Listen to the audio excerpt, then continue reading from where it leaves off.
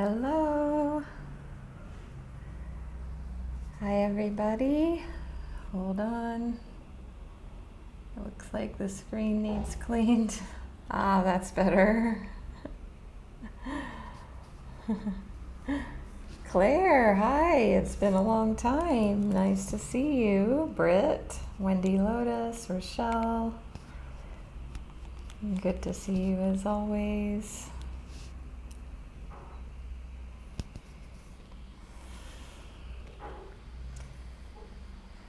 Yes, so I'm experimenting with this background instead of it being just plain. So welcome to feedback if it's too busy or it's nice. Yeah, weigh in on that if you choose. It's actually a batik sarong that's hanging on the wall from the home of batik, which is in a place called Yogyakarta, Indonesia, on the island of Java. And actually this is a very specific pattern of batik that is Jogja's, their signature pattern. So yeah, that's that. It's actually not black, Claire. It's like a dark sienna brown. Yeah, which I can see why it would look black. And there is black on it. If you could see the details, you could see the details. But all good. Yeah, interesting, because I can only see it the way I know it, which is like a sienna brown. So it's hard for me to see it as black, which isn't this interesting. We can even turn this into a spiritual teaching. Because there's an object in that we all have a perception about. And, you know, like even thinking about the illusion of, like when everyone agrees on a perception, right? It becomes the reality, something like that. So, hello Mark, Faye. And yeah, and it's like, who's wrong and who's right, because there is black in it. There's actually like black lines within this that make it look, oh look, if you can see the lines a bit there. So perceptions create our reality. Yeah, I feel like just, I don't know, drawing a card. So if you're new here, welcome. However and wherever you're joining me from in the world, and whichever platform. So happy to be with you all today. A bit later than usual for those in the Western Hemisphere.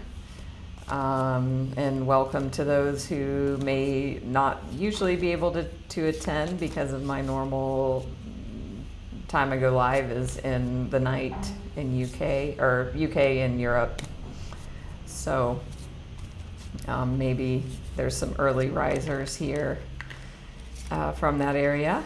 So glad to have you. However you're joining, wherever you're joining from, you're welcome here. However you're showing up. If you don't know me, please give me a follow here and here on Insight Timer. Feel free to give a donation through the app. Some cards fell. Let me get it. Oh, and guess who's gonna be knocking on the door? Our wonderful cleaning people, but I'm just going to tell them they just have to come back. So, but I can hear them cleaning next door. So yes, and I can I can be unattached. I mean, this room, it's not, they can't be cleaning while I'm doing this. There's not enough space. So, the part of the mind is attached to, I want my room cleaned. So I might get to let go of that expectation, because by the time I finish this, maybe they won't be available. And then, first world problem, I won't get my room cleaned until Tuesday.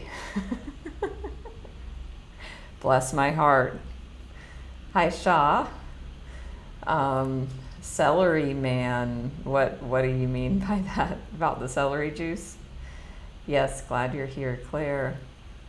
So, I mean, what I'm just talking about is a perfect segue into the topic for today, which is one of my favorite, people and topics, which is the world of Michael Singer and his teachings. So yes, a brief introduction if you don't know me. And if you are new, please say hello if you care to. I'm a spiritual life coach, Reiki master teacher, intuitive. I do cards. Ooh, interesting. I just keep shuffling and cards just keep falling. So, anyway, isn't that interesting? So I will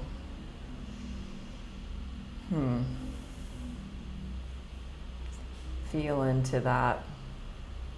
The card that I just pulled, or I didn't pull it, it fell. Breakthrough.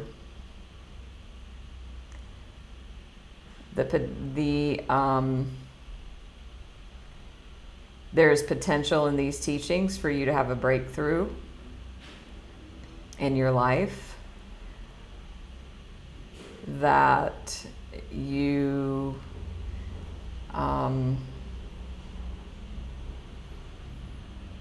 that there's a possibility here for you to have a miracle. A miracle is a shift in perception. So is there somebody here that's ready for a breakthrough? I mean, the image on this card is so powerful. There's like these pieces of shards of something that this person is breaking free from.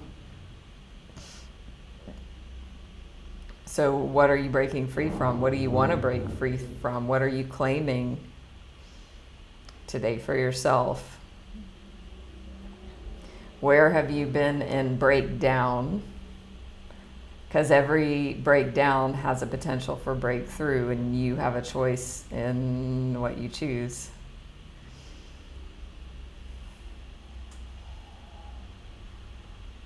The energy of breakdown holds the potential for breakthrough within it. And on the other side, of this energy is a really powerful energy. And there's this is clearing out all this old stuff, all these shards or bricks or whatever are being shifted and just moved out of the way to make way for something new and amazing, which is the breakthrough. So that's a brief message for you there. Hello, Nikki.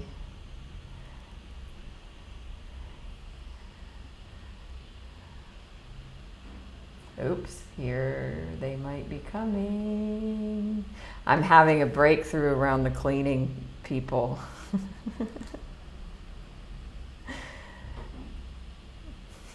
I might have to get up in a second and tell them to return later.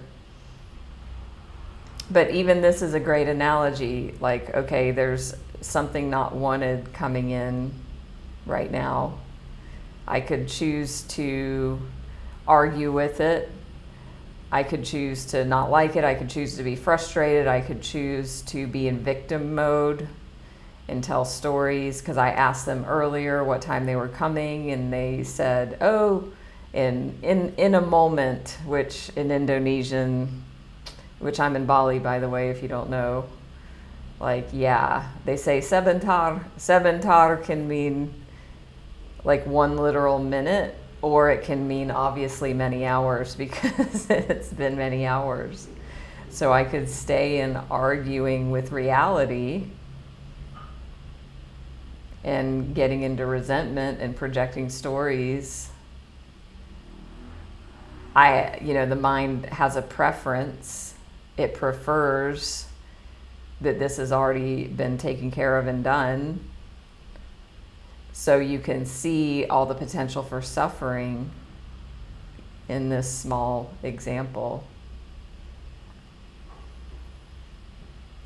So that's kind of for me at least, the conditioned responses and reactions. And then to have a breakthrough, a shift in the perception is, ooh, I get to overcome something here. I get to hold space for all of these energies to come up. And I even get to be excited that the cleaning people are coming at this time because of what's being illuminated as a result. So who knows? Thank you, Wendy. I don't know that exact quote from him, but I love it. Thank you. Who all knows also Byron Katie? The work. I'm sure many of you do. So in her worksheet, it's called a Judge Your Neighbor worksheet. There's a part of that worksheet where when you turn around the old beliefs, there's a judgment. The Judge Your Neighbor worksheet, you start with a judgment. So my judgment here with this would be like, the cleaning people should have come earlier when they said they would. So I could do a Judge Your Neighbor worksheet on that, and there's questions you go through. The cleaning people should have come earlier. There is a turnaround place in the worksheet where you flip it to say, I'm willing to have the cleaning people not come on time, and I look forward to them not coming on time. I'm willing to, and I look forward to. So having that shift of energy of, ooh, I look forward to them coming at an inconvenient time so that I can have another experience where I'm letting go. So yes, should is a tricky word, and with the Judge Your Neighbor worksheet, it's always the judgmental sentence always contains should, because the judgment always is blank, should or should not have blank. There, if you think about resentments or judgments or issues about other people, you can really water most all of it down to that. Blank should or shouldn't have blank. So that's why I love that you said that, because that brings that exactly in. And in my coaching, and if you are a client or have experience coaching with me, if you do talk about yourself and, oh, I should have done this or that, in that context, I will definitely bring that statement, illuminate that, because should is not, the energy of should is not very high vibrational. So you can always flip should to could. So if you're shoulding all over yourself, oh, I should have gotten up earlier, oh, I shouldn't have done this, I should have done that. I could have is a whole different energy. So, hi, Carrie. Which of Michael Singer's books is your favorite? Yeah, so thanks, Claire, for bringing that in, and stop shooting all over yourself. Not you, but if anybody is, start just looking for that word in your vocabulary. So, who all does not know Michael Singer? Or as he is affectionately known by, Mickey. That's what he goes by. Has anybody not heard of him? Or anybody maybe have a vague knowing? I'll be curious to hear about that. And if you are already a fan, maybe you could share your favorite book of his or your favorite quote of his, like Wendy Lotus. Ooh. When did you read Untethered Soul, Carrie? I was thinking as I was as I was contemplating, getting ready for this talk, and I had a memory flash in my head. I was living in Southern California in 2016, and I was lucky enough to live near Agape Church, which I know at least one person here knows about that place. If anyone knows Michael Bernard Beckwith, he was in The Secret or What the Bleep Do We Know, his church. So I was fortunate enough to be living near that church and going there every week. It was amazing. And because I was trying to think, when did I first hear of Untethered Soul? And every week they would read an excerpt from Untethered Soul at the beginning of the church service. I think I'd heard of the book before, but I hadn't read it. And I remember whatever they were reading, my soul was like, yes, more. And yeah, Claire mentioned his no BS style. I call him spiritual tough love. And he always says, he's like, you don't want me to be your therapist, because if I'm your therapist, all I'm going to care about when you tell me your problem is, how do you know you're upset? How do you know you're hurt? How do you know your heart hurts? And he also, he's like, I'm not acknowledging there isn't trauma and abuse and pain and, stuff in the world. He's like, you can have that. But then he's like, okay, what are you going to do about it? So Carrie, Living Untethered as well. Hi, Christoffel. Untethered Soul. And Faye's favorite book, The Surrender Experiment. Yeah, I love that one as well. So sounds like many people are already familiar with Michael Singer in here. So, he has, some different angles of how he approaches the spiritual journey and topics. And I'm just feeling into what wants to come through first. Living Untethered, maybe it was a snack. Maybe it was a spiritual soul snack. Maybe it was a snack and not a smack. A snack is much more loving.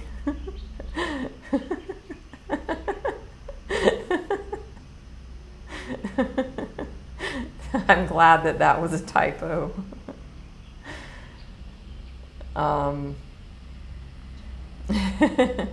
Yes, totally. Hi, Eileen.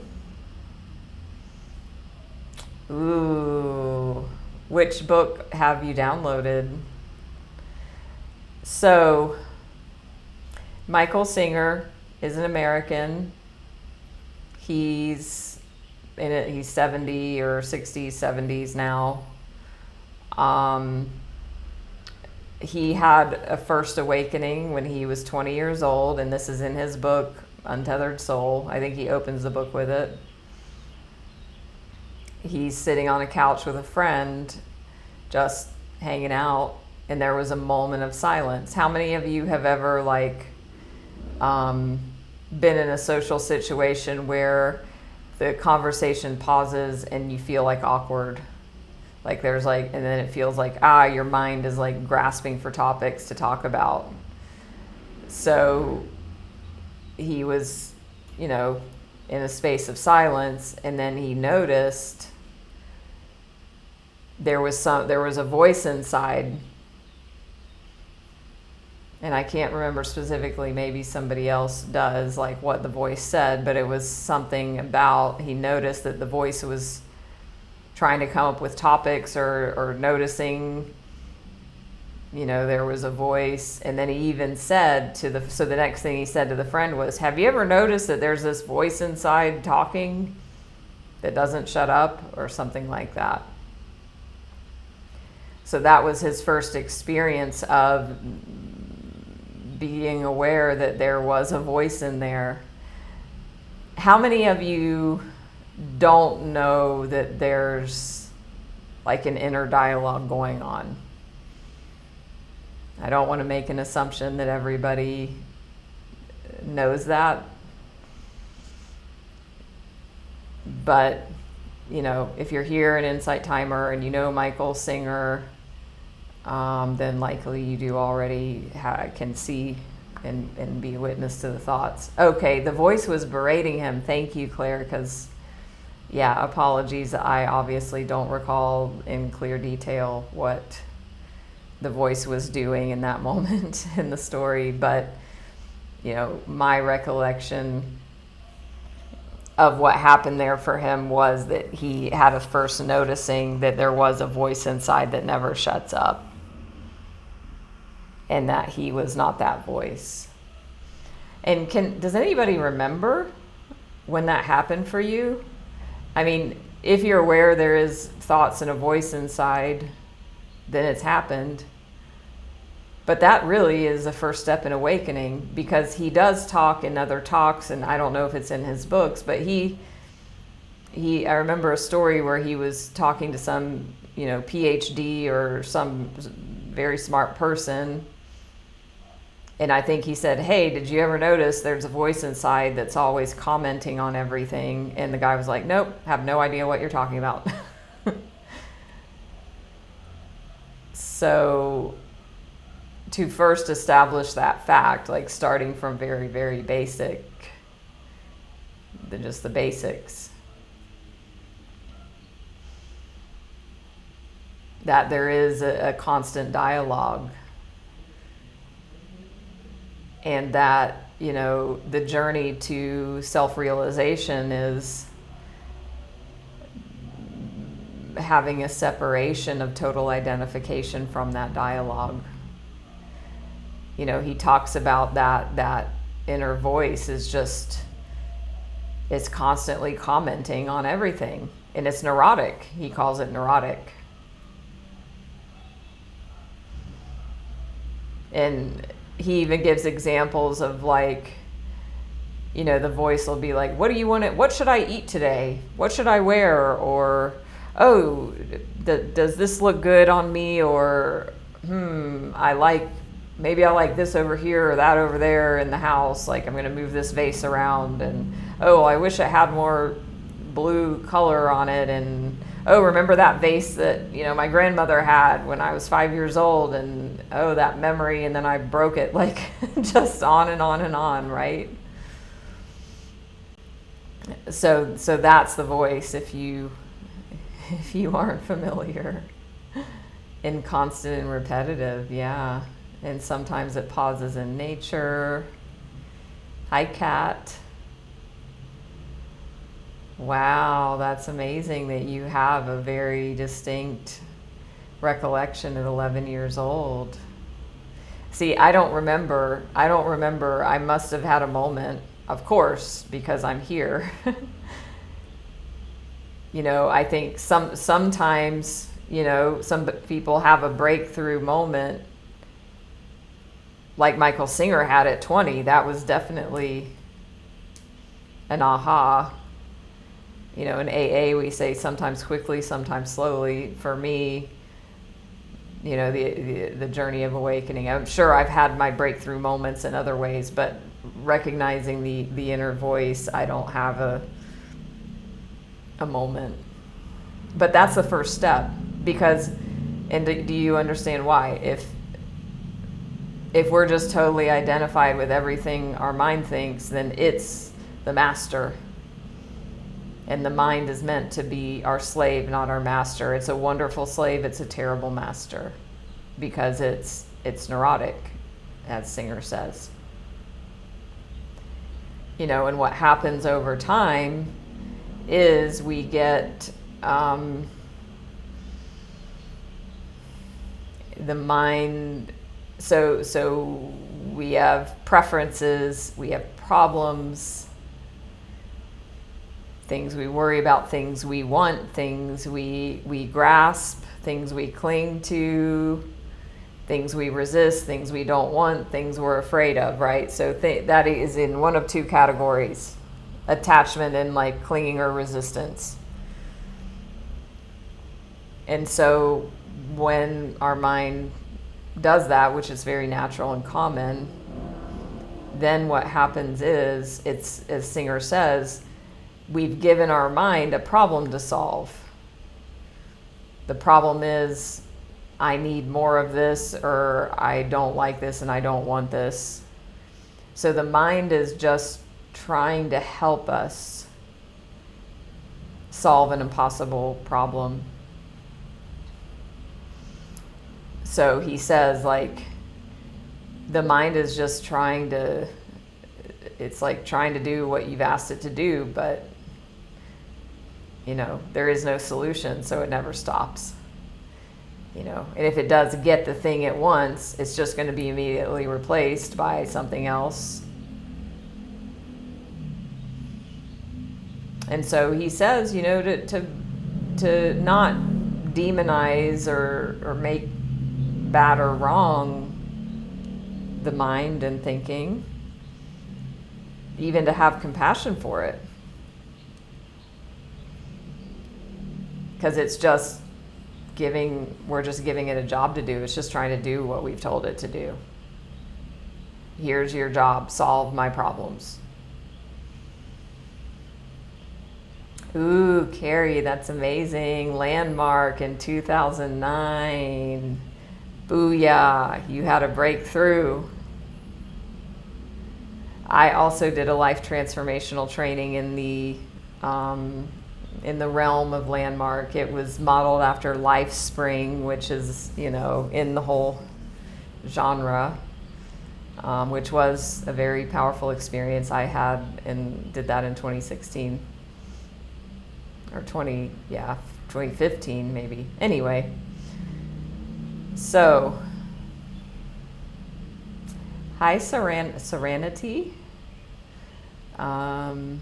Any other people that have done any Landmark life transformational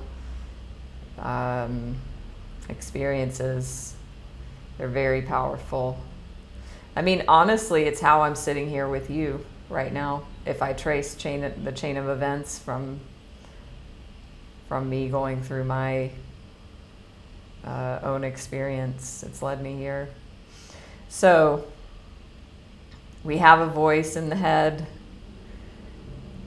to first know that it's there, and then just looking at how it operates. And in meditation, this is what we practice. Meditation is a practice. What is it always about? We get caught up in the illusion of thinking. And it's just, okay, focus on your breath, focus on your breathing. Oh my gosh, I was thinking about when I was 5 years old and I was outside after school. Ah. Oh yeah, I'm here now meditating. Like, when we become fully identified with thoughts, it's like being captured by an illusion. We're in a dream state. If we are identified with our thinking, we're in a dream state. We're not in reality. Because if we're in reality, then we are where our body is and nowhere else. If we are in because this is the only reality, is right here and now in this present moment. So anything that is not that is an illusion. Anything outside of this present moment and what you can see around you is, in essence, not your reality in the moment. So that anything outside of that is a thought. You can think about the past, you can think about the future, you can even think about a place in the world, the jungle in Africa or whatever. You can think about the Milky Way, but those are just thoughts. So the only reality is here now in this present moment. So really the journey is to be able to be here now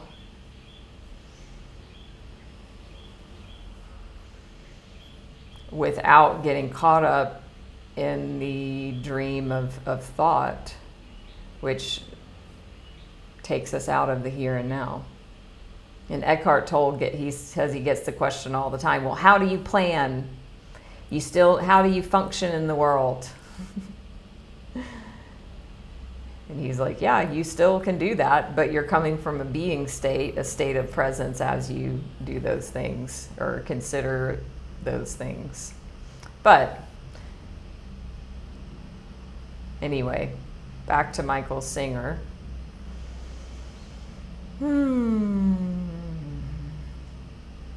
So that's a great point, Christoffel. You have to start with the awareness first. If you don't know there's a voice in the head, then there's no point in having the rest of the conversation. So the awareness is the first step. And then once you become aware of it, then you can start getting into the realms of seeing how it creates suffering and then the letting go of it.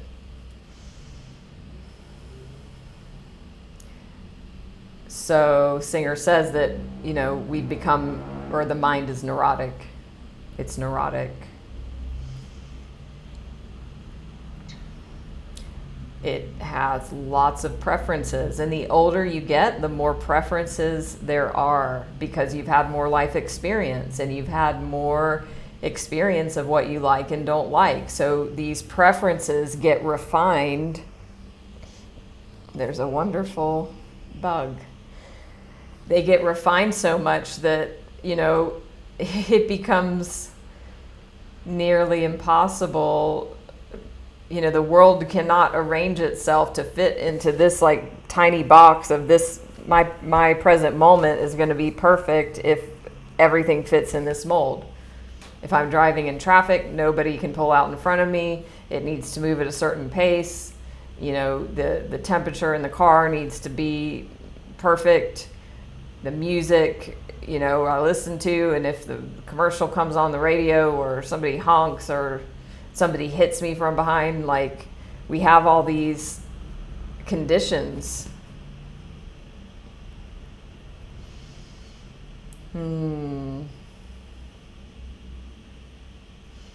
So that's a great example, Shaw, that you bring in. There is a story. Your mind has made up a story.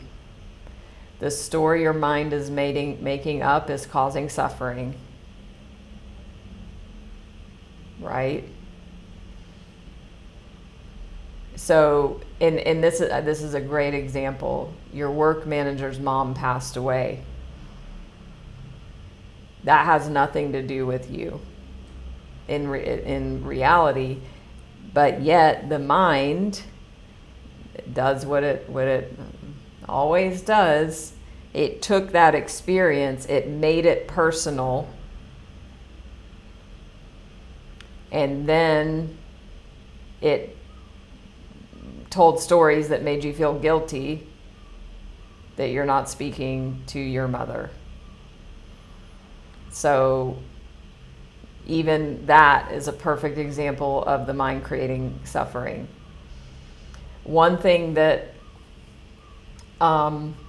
Singer talks about, he talks about this a lot. This moment is not personal. So he says there's an infinite number of moments happening everywhere all the time. There's moments happening here in Bali, on the other side of the world, on the moon, on Saturn, in different galaxies, in different universes, whatever, right? There's all these present moments happening. But why, when the moment in front of you is unfolding in front of you, your mind makes it personal? So whatever's happening in the moment, it suddenly feels like it has to own whatever this moment is. And, again, the example of traffic, that one was a big awakening moment for me in learning Michael Singer's work when he talked about traffic.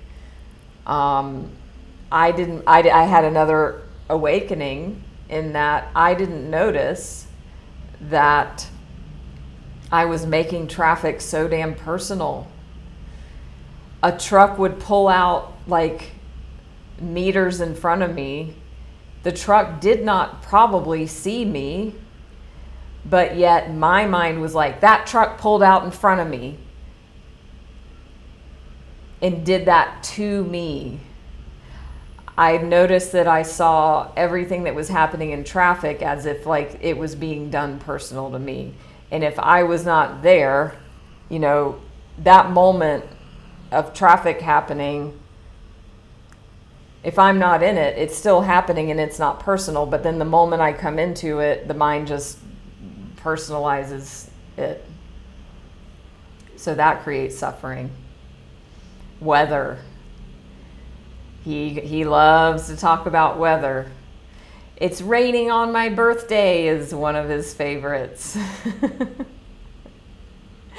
And he points out the ridiculous of that thought. But how many people have had expectations or disappointments about weather being a certain... How many of you have taken weather personally? Seriously. Because that's what happens. I'm sure I have. I can't remember specifically, but I'm sure I have. If it rained on my birthday, felt sorry for myself. Which is ridiculous, but yet there it is, and I'm not the only one. Hi, Heidi. Hi, Jules, all the time. Yeah, or he talks about camping. Oh, you plan a camping trip and then it rains, and then, it's like, there's this sense that like God did this, or people pray, oh, don't let it rain on my birthday. Great. It is ridiculous. And so then he's like, look, the reality is the weather is a result of meteorological forces that are so complex that have led to whatever the weather was in that moment. It has nothing to do with you and that it's your freaking birthday. But the suffering, so to see where the suffering comes from is the mind personalizes things and then creates suffering. It's not personal. Even so, yesterday here in Bali, it was Indonesian Independence Day. Right now it's dry season. And guess what? And my mind did it. And I think I noticed it. But I had a preference about the weather yesterday, but it was Indonesian Independence Day, which just like July 4th in the US, of course, nobody wants it to rain. But I woke up and it was raining, which was weird because it's dry season. It hasn't rained for a month or more. But here it is, August 17th, Indonesian Independence Day, rain. And I noticed that. So these things that he brings in about traffic and weather are the places that you start to work with. I mean, you work with what's here, whatever's coming up. And also you practice, you make a commitment to practice with low-hanging fruit. Low-hanging fruit is fruit that's just, you don't have to effort to reach for. It's easy to pick. It's you know, he gives the examples of like learning to play tennis, learning to play golf, learning to play the piano. You don't have your first day of piano lessons and the teacher gives you Beethoven to play. You start to play scales.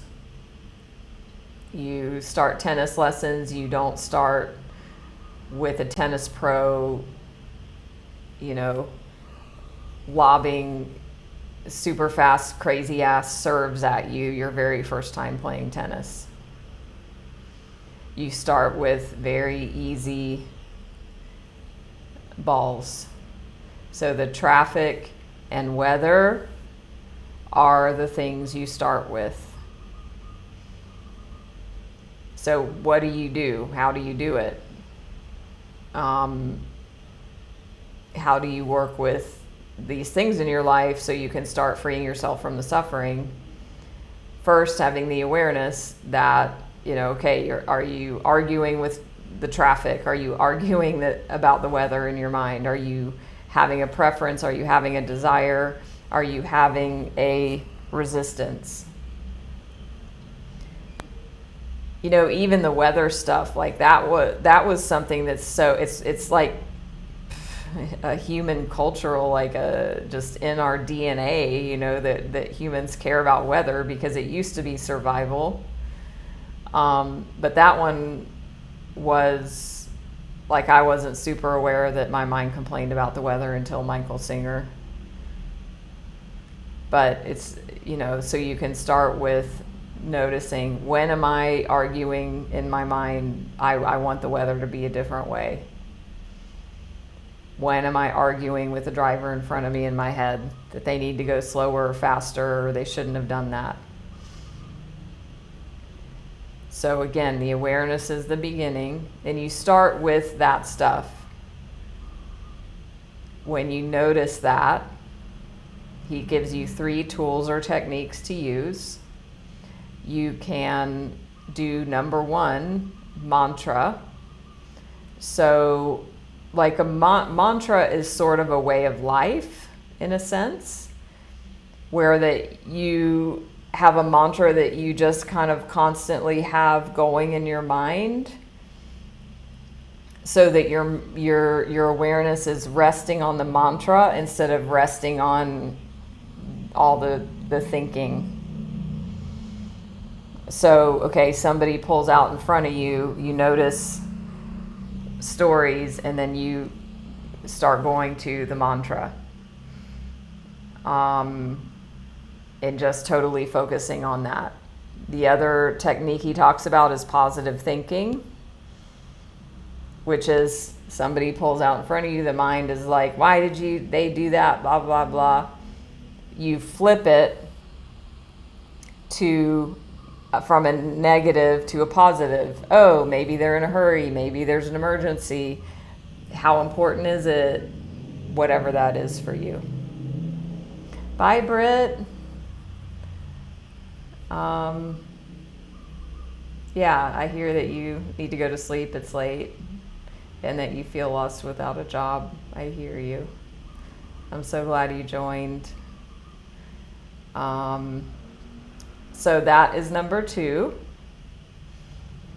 But the third one, and the most powerful technique Michael Singer talks about, is what's called relax and release. So when the person pulls out in front of you in traffic,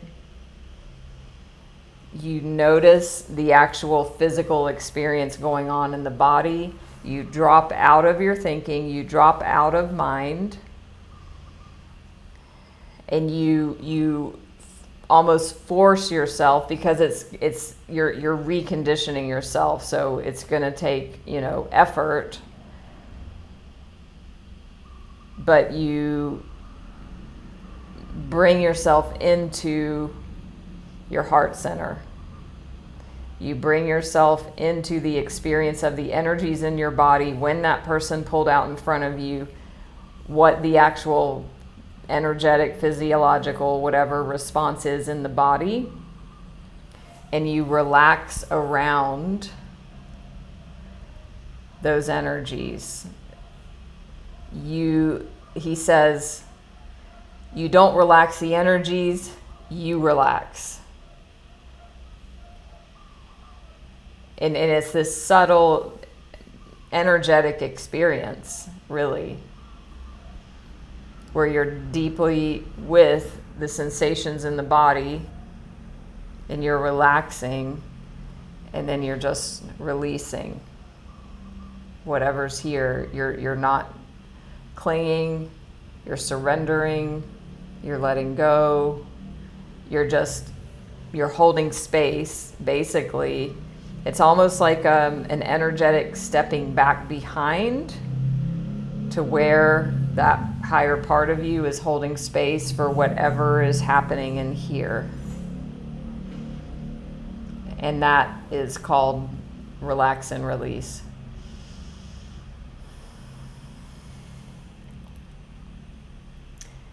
Yeah, Carrie. So Singer talks about that. And I think he has a full PhD, or he almost got his PhD in economics. So he talks about the reward or the payoff. He uses some economic term. Oh yeah, like cost benefit analysis. He talks about cost. I think it's not return on investment, but something like that. So it's like, you have a 0% maybe return rate. Like if you're mad at the driver in front of you, there's no positive outcome because nothing changes as a result, except you just feel more upset.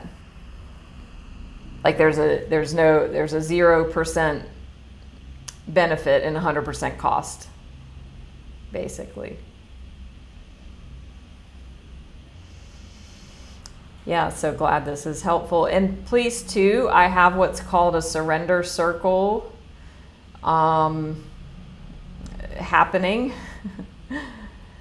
And we've met one time on Zoom, and there are going to be more meetings in the future. So it's a space to meet and share and learn about Michael Singer's teachings. So if you go on my website, and you can find me, and if you haven't already, please follow me here on Insight Timer. You can go on my teacher profile. There's a link there. You can see about that. You can sign up to have your name be added to the list for when I do the next one. And I also do spiritual life coaching, where Michael Singer's teachings are like the container for the coaching. So that whatever's going on, we bring it back to his teachings. So that's really powerful as well. Hi, Nits. Yeah, so I'm curious, how long did you try the mantra? Like you said, you you tried to find some.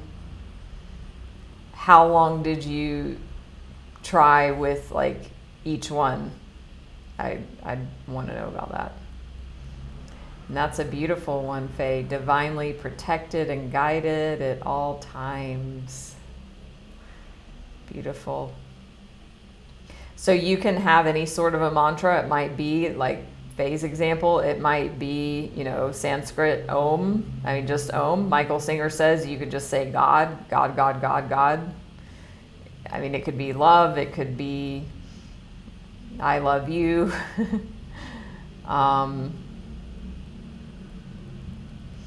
So the thing with a mantra is, sure, you might find one that fits perfectly immediately, or you might need to go through a period of like adapting and uncomfortability to where it becomes integrated after a while. So thank you, Carrie. Good night.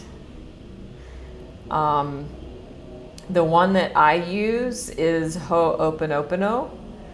Not the word Ho'oponopono, but the actual English phrases. That's what I use when I'm out in traffic and I'm out in the world. As I'm driving, I'm just repeating the Ho'oponopono phrases. Thank you, I'm sorry, please forgive me, I love you. And I just repeat those nonstop.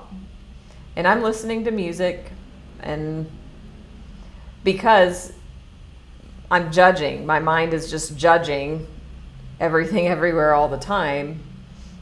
And those mantras, those statements help to clear that judgment. Here's the wonderful cleaners. Hold on, I will be right back.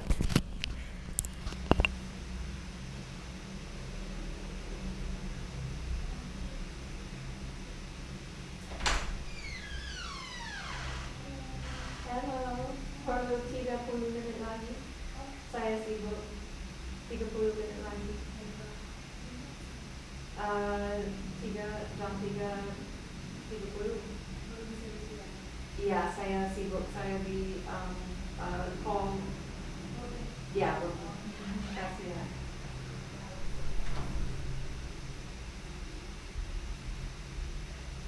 Okay. That wasn't so difficult.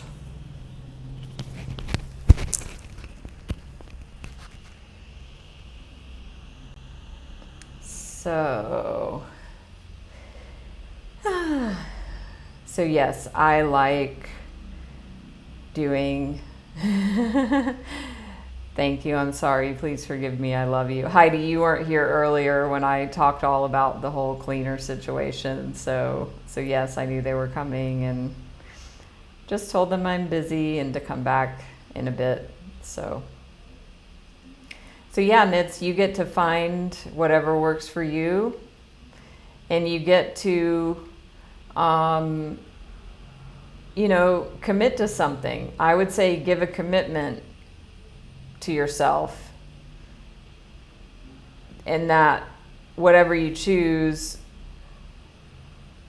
you may need to have an integration time before it feels right, comfortable, or familiar. Especially if you're choosing something like, say, Faye's was divinely guided and protected, I think it was. Because the mind is going to be like, it's going to argue with that if it's in fear, and it's not going to feel correct or comfortable, right? So it's even in that sense with those sorts of mantras, it's sort of a reprogramming of the subconscious mind, which is what affirmations do. Yes, I've talked about the cleaners on other lives, which is why I talked about it already before here. So yes, so that's the other tool Michael Singer gives. So the problem is we have this mind, we become identified with whatever it says, and we just believe whatever it says. So the first step is being aware that that's happening at all. That we are not our thoughts and are not our thinking. And then starting to notice kind of the dynamics of the mind. That it's always in some sort of, there's a problem, there's needing, there's grasping, there's clinging, there's stories, there's preferences. He talks about the rattlesnake and the butterfly. Who all has heard him talk about that before? That's one of my favorites. So he says, think about you're out in nature and a butterfly lands on you, which I had a butterfly land on my glasses and I got a selfie of it. So I actually have that. And it's like, okay, imagine how it feels to be in a moment where a beautiful butterfly like lands on you. Like, oh, it's like this magical moment where you're just so present and so open and you feel so alive and like it's a magical moment. Or say it's a sunset or your wedding day or your honeymoon or some beautiful experience, right? Those are all butterfly moments. So that's one side. The other side is rattlesnake. Say you're out in nature and the butterfly flies off and you continue walking. Then all of a sudden, you see a snake. And then what do? You totally go into fear. You want to get away. You're scared, you're stressed, and so that energy is contraction and fear and all of that. So the butterfly energy is just like you're totally open to the experience. You're letting everything about that experience soak into you. You're open. The rattlesnake experience is you're totally closed. You're totally closed off. You don't want that experience. You don't like that experience. You want it to be finished as quickly as possible. You don't ever want to have another experience like that again. So those are two extreme examples of being open or closed. So what he says is, with the rattlesnake moments, we need to be as open as we are with the butterfly. Now, simple but not easy, right? So and again, starting with the low-hanging fruit, when somebody pulls out in front of you, that's a rattlesnake moment. For you to show up to that being as open as if it's a butterfly landing on you. He says you can boil his teachings down to one statement: don't ever close. Don't ever close. Don't ever close your heart. When the rattlesnake comes, when the traffic and everything in between, that we have that openness. He talks about that we have these hands inside of us, hands that, like these energetic hands that want to push something away. We want to push an experience away because we don't like it and it's not pleasant and we don't want it and we want it to be gone as quickly as possible. The rattlesnake moment, we have these internal hands that push that away. Or the butterfly moment, the hands cling and want more. So say a butterfly lands on you, and then a few years later, you're back to the same place in nature where the butterfly landed on you before, and you want another butterfly to land on you, and it doesn't. Or a butterfly lands on you, but it's not as beautiful as the one the first time. It's a moth, it's not a butterfly, and it's not as colorful, and it didn't stay as long. So when we have a good experience, the mind wants it to be exactly as it was before or better, and so it has these expectations. So in both places, we are clinging or resisting and creating suffering. So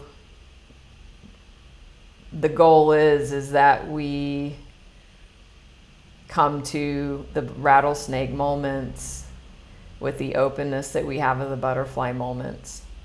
Because what happens, and this is, we're getting deeper into his teachings now, what happens is when we resist it, when we close, it gets stored inside. That energy gets stored inside. When we close against the rattlesnake, basically we push that energy down into our body, our energy body. It doesn't go away. So what he says is, we never clean up inside. So, and especially the older you get, the more experiences you have, the more preferences, the more rattlesnake and butterfly moments that you've had, the bigger this mountain of shit gets. So that, I'm 47 now, had a lot of experiences. So when somebody pulls out in front of me, and I feel that energetic charge, I'm not feeling it just for that one time in a vacuum. No.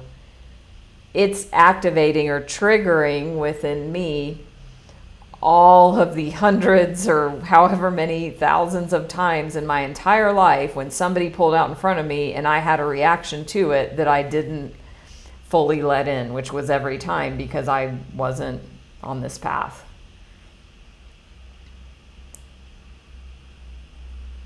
So as we get older, the mountain grows. So he says, if you want to change, if you want to be free from suffering, you have to have an intention and a commitment that that's what you want above everything else. And that, it really goes down to, do I want to be right or do I want to be happy in some situations, especially around traffic or things like that. If I want to cling to things need to be a certain way for me to be happy, well, I'm going to suffer.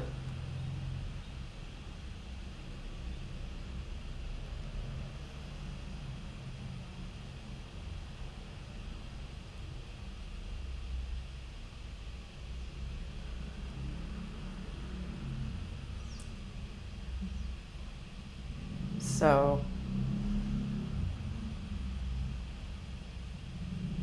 what he talks about too is, so say you get triggered by anything, you notice that sensation, that shitty feeling inside. To relax and release, that we come out of any stories that the mind is telling about the experience, and we don't pay attention to the mind, and that we come directly into the heart and the energy here. And what he says is, because the natural propensity is to resist it and to push it back down, and to resist the present moment, resist the happening, push it away energetically, push it down. So if we want to awaken and we want to clean up our energy, that we need to actually, when this whole thing happens, to throw it a party. So throwing it a party is the equivalent of not ever closing.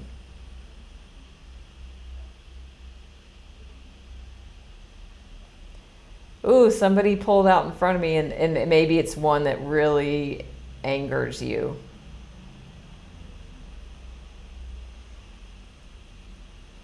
That instead of being like, oh, not again, to be like, yes, this is an opportunity for me to let go.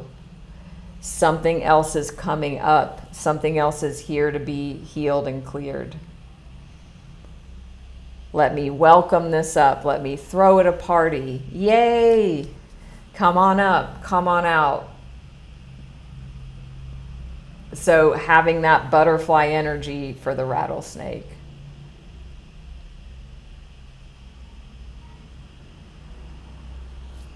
Yes, Claire.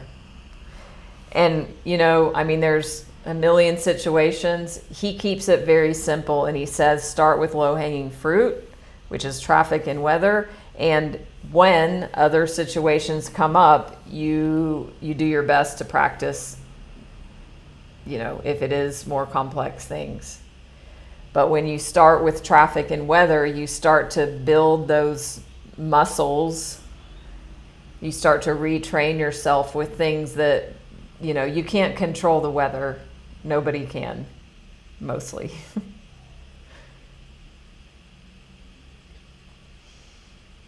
And so once you start practicing with that, then the more difficult stuff, you've already built some muscles. And then he also says, things will come up. You don't need to look for things. Whatever's ready to be healed will come up in the order that it's meant to be healed. And really, every present moment, whatever's happening in the moment is a place, an invitation to release. And what he talks about is when you have been on the journey a while and cleared out some things and Shakti begins to flow, he says what you start realizing because of your presence and your awakening is that the present moment is this beautiful space to dance. That the present moment is like asking for you to like play with it and dance with it. I'm not sure exactly the words. And then he says, then it just becomes, how can I serve this moment in front of me? And that this moment is going to leave better than it did before it came. That sounds beautiful.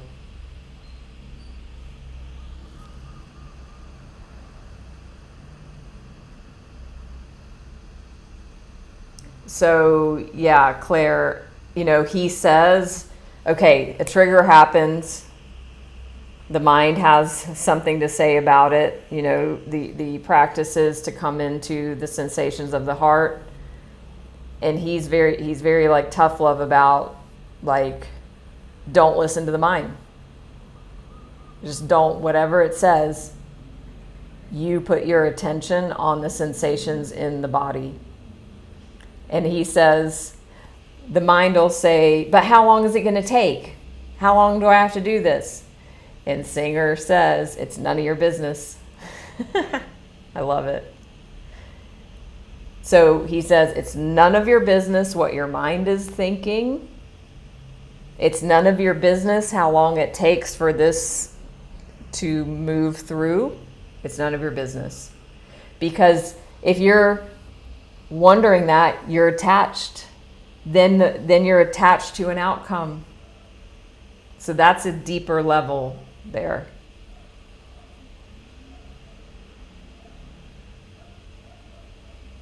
JC, how do you suggest clearing the mind when it is seeking closer to, say, a failed relationship? Do you mean closure?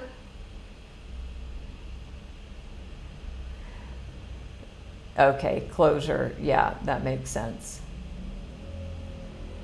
So really, it's the same thing. I mean, the mind, we don't want to hear this stuff because it seems too simple. The mind wants like this huge process or steps, and that it wants some sort of magical formula sometimes, but it really is very simple in that, okay, you notice the mind is thinking about the person and wanting to obsess and ruminate.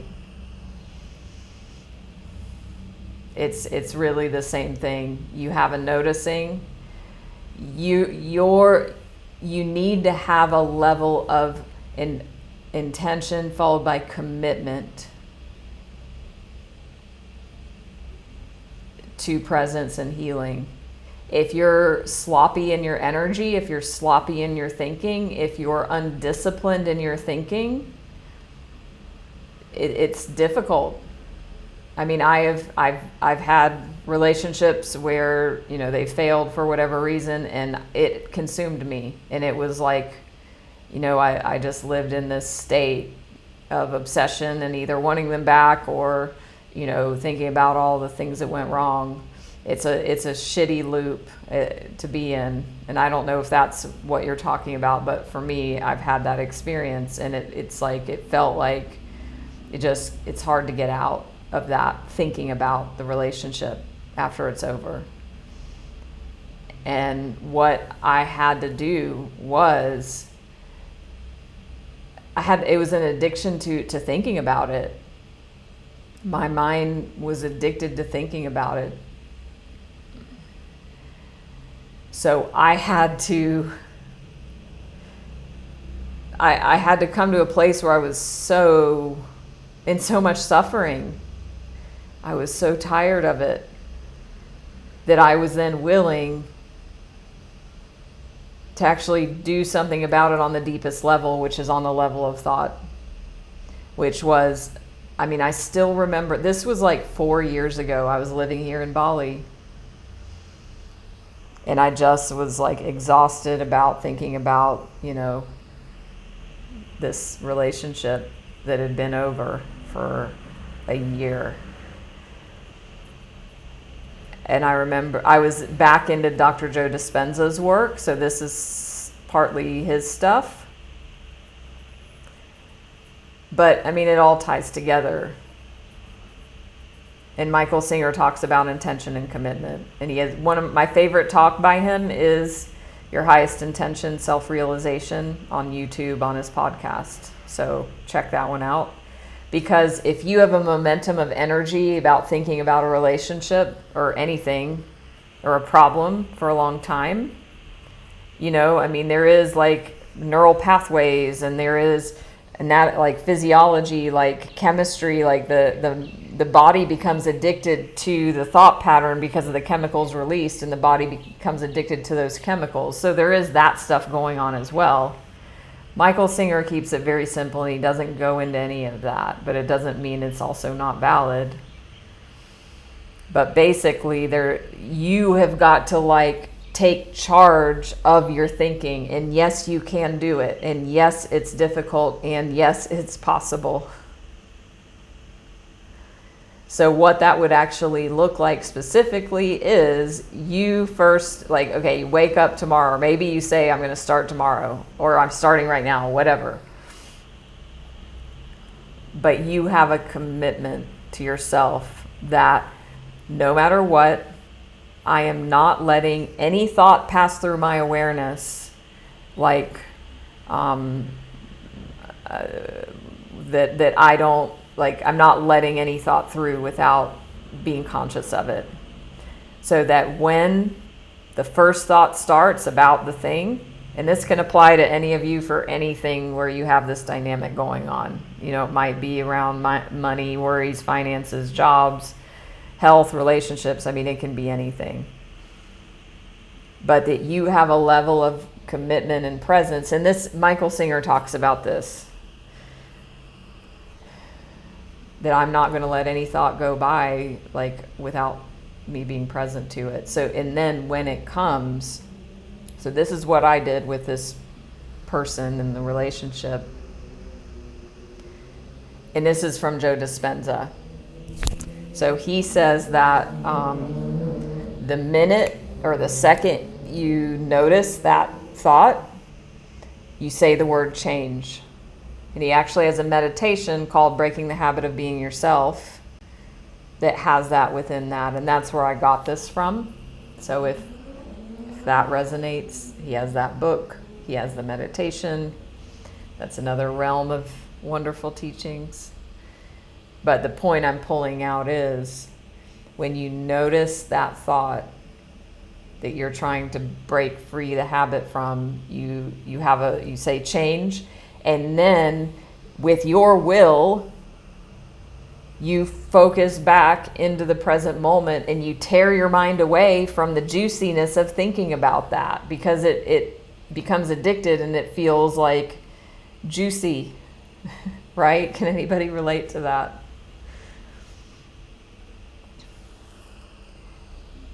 So I used a different word. I used the word program, because the way I saw it, and this is a Dispenza thing as well, is you have a program, you have like programs in your mind, right? I mean, if you want to think of them that way.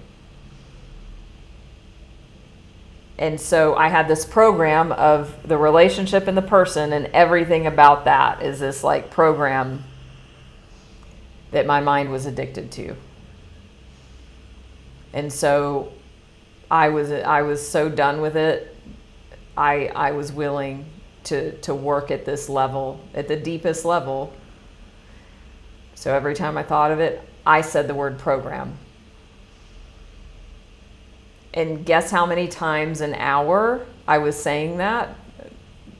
Probably 60, like once a minute for the first while. I mean, I don't know, but it was a lot. But I was committed. My commitment overrode, any difficulty about it, because I didn't want to suffer anymore. And so I said, program. I mean, sometimes I'd say it out loud, but it was just a thought. So I'd say it, and then I'd refocus, and I just would force myself into this present moment. What's around me? What am I actually doing right now? Because of course, you're always doing things all the time. What am I doing right now? I'd wake up from the illusion of that program, and I said, program. And of course, there was judgment. Oh my God, I'm having to say it like 5 times a second, whatever. But I stuck with it, and I swear, it did not take very long. And it didn't even take the level of diligence that it took in the beginning. In the beginning, because it's like a drug, and the hit is the thing, the topic that you're thinking about. So you have to like break that habit of thinking about it. But it worked. It worked, and it didn't take very long, and I didn't have to be 100% totally diligent every single thought for very long either. And then, so first there was a shame of like, oh my God, what's wrong with you? Like, you're so messed up, like you're thinking about him every second, blah, blah, blah. Sure, that was there, and then it's like, okay, compassion, patience, love, and acceptance. It's okay, you're doing your best. Then it became a game. And then, because then it was like, oh my God, I'm just thinking about it every second and saying this word every second. But then it was like, oh, and then it became, like Michael Singer says, you throw at a party. Then it was like, oh, program, oh, there it is again. And then I couldn't wait to see it. So my attitude had shifted. And then I was like, program, program, program. I remember driving in Bali on my motorbike. And it did dissipate.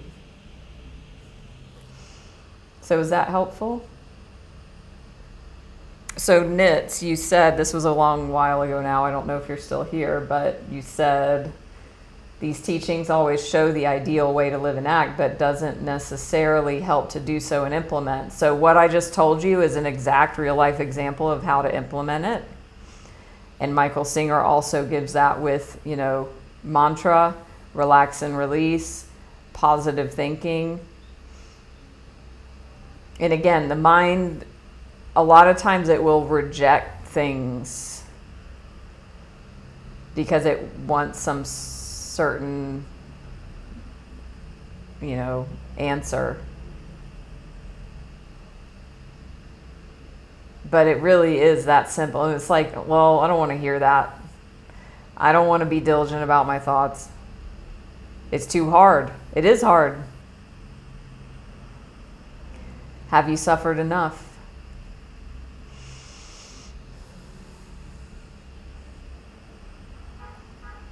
Yeah, so how to not close is it's an experience that I described in words, but to translate an energetic experience into words is not, the easiest thing to do. So we do our best to put into words subtle experiences of energy. Now, the thing I just told you was very much, because it was somewhat different, was pretty like, I don't know, black and white, if you will say. But so how do you not close? As I talked about the rattlesnake and the butterfly, think about how it feels when you're in a peak experience of an amazing moment you're savoring in your life. Think about how that feels energetically.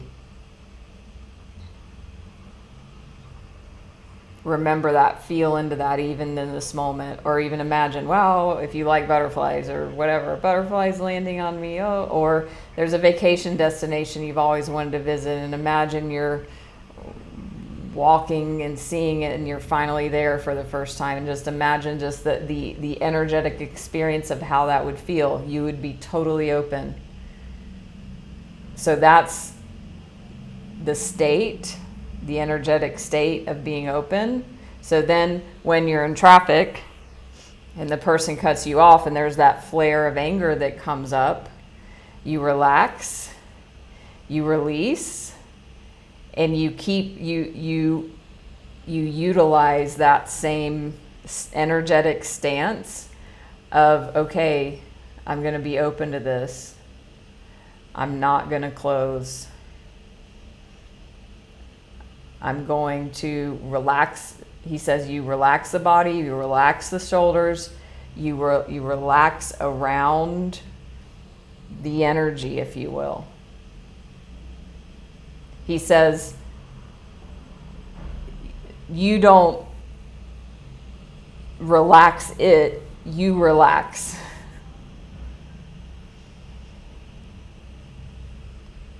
So first it takes the awareness of these different dynamics. What does it feel like to have an open peak experience, looking in your lover's eyes and they say, I love you for the first time, and you've been wanting to hear that for weeks, months, or years?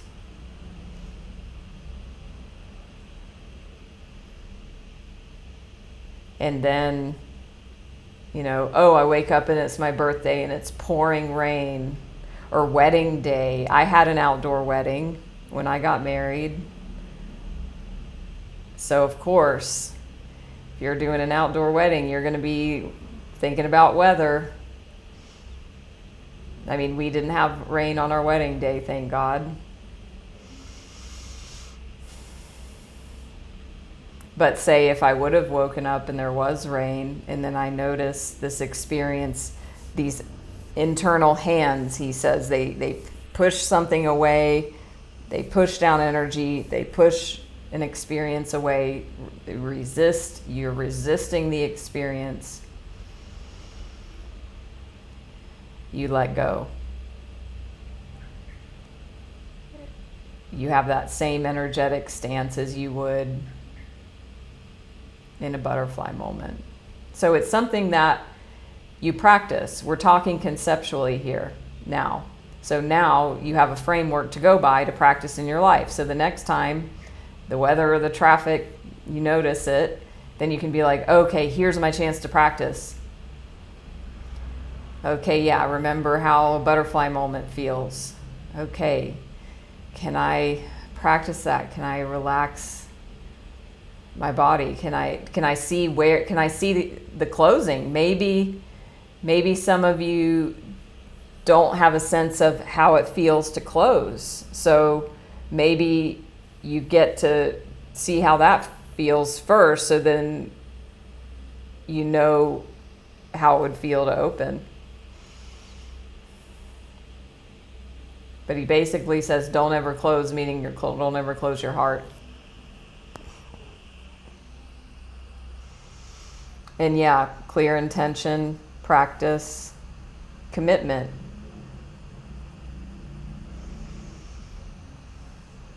Hi, Captain. Yeah, the Ho'oponopono is good for everything in my view. Oh, and then you don't relax it, you relax. Yes.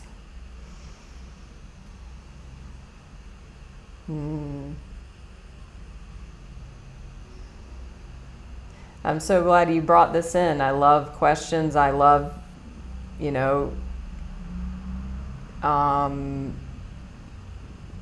any kind of questions that help clarify and deepen the teachings.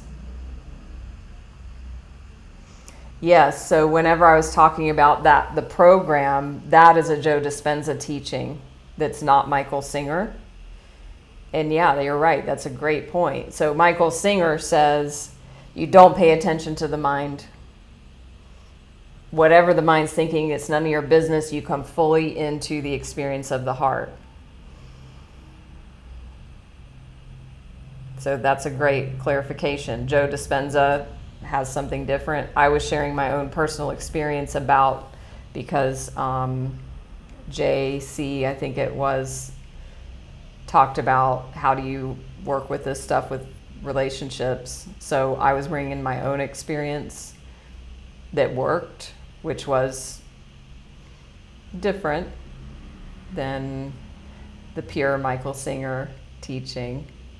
And we use what works. We take what works. So practice all these things. I mean, we're so blessed. We're so blessed now in the world with the ability to share just so much information so easily and learn at the foot of these masters. I mean, you go on, well, for me, my YouTube is just like spiritual teaching. So I go on YouTube, I can sit at the foot of any spiritual master. It's amazing. So we have this wonderful world with many teachers that are all pointing to the same thing and having different paths. You take what works.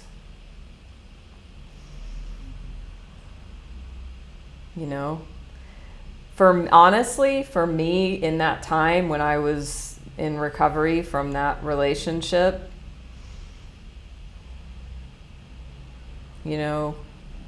I'm just trying to think, if I would have had Michael Singer, which I did know Michael Singer, but I wasn't deeply into his teachings like I am now. I mean, it would have taken a high level of commitment, a higher level than it already took for me to do the program thing, for me to have, come out of the mind and come into the body and into the heart, because it was no bueno in there. So, yeah.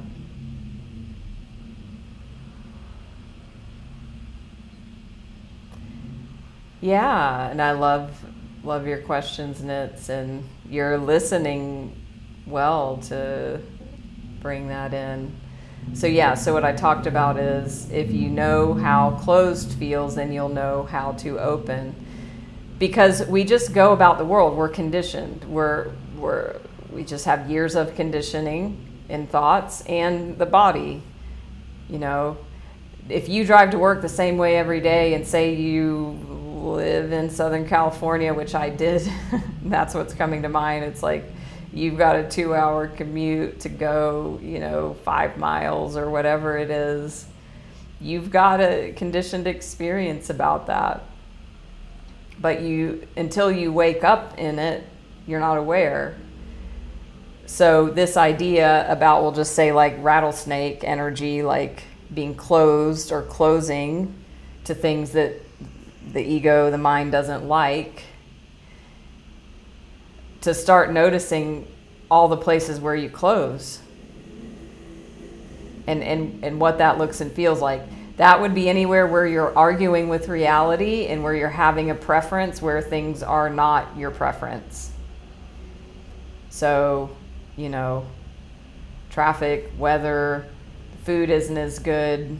Sally didn't say hi. Michael Singer talks about that all the time. Sally didn't say hi. Oh my God, what does the mind make up about that? It closes against that. So anywhere where you're not at peace, basically, that's where you're closed. But just starting to wake up and look and, be aware of when those moments happen, so that then you can start thinking, okay, here's a moment. I feel it. It's like a constriction. For me, it's a constriction in the chest and the heart. Maybe there might be like a breathing more shallow. It's not it's not relaxed here for me. And it's not like my muscles. It's not about the muscles. It's about, like, for me, it's the heart. And I don't even know if it's the physical heart. I mean, the heart is like this multi-dimensional place. But there's an energy of constriction and not peace. And resistance and close. Closed. It feels closed. So start just noticing how that feels. How often are you showing up in your day or just having that sort of reaction or response in the day? So then you can start seeing that. So then in an easy one, that's why low-hanging fruit. When you wake up and it's raining and you were going to go to the park, and you feel that contraction, you feel that constriction, or that something changes in here, then you can think, okay, this is the rattlesnake energy or the closed, the resistant energy. Okay, can I work with myself inside? He talks about this a lot, working with yourself inside.